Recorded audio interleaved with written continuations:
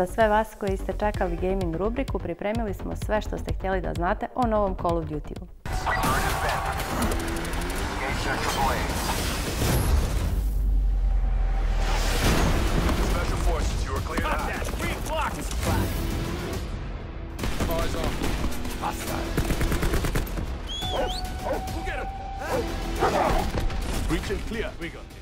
ClickShow vam donosi prve utiske iz upravo održane Call of Duty Black Ops 4 zatvorene bete. Prva Call of Duty Black Ops 4 zatvorena beta bila je ekskluzivna na PlayStationu 4, a iduća beta očekuje nas već ovoga vikenda, ovaj put i na Xbox One konzolama i PC-u.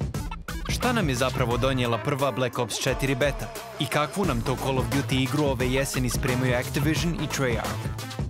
Prije svega, već neko vrijeme je poznato da Call of Duty Black Ops 4 neće imati standardnu single-player story komponentu, što je ujedno izazvalo i prilično burne reakcije igrača i negodovanje. Ove godine sve karte su bačene na multiplayer, pa nas tako očekuju čak 3 različita zombies moda, ali i famozni Blackout Battle Royale mod, kojeg ćemo moći isprobati već tokom septembra.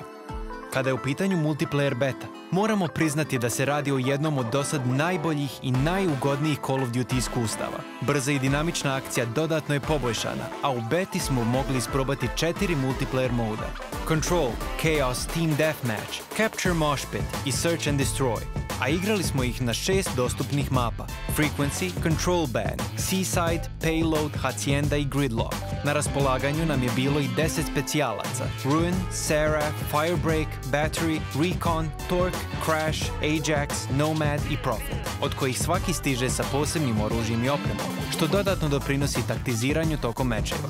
Ukratko, prva Black Ops 4 beta definitivno nas nije razočarala. Naprotiv, već sada smo dobili priliku vidjeti u kojem smjeru Activision i Treyarch idu sa Black Opsom 4, a kakvi će naši konačni utisci biti? Odgovor ćemo dobiti na jesen.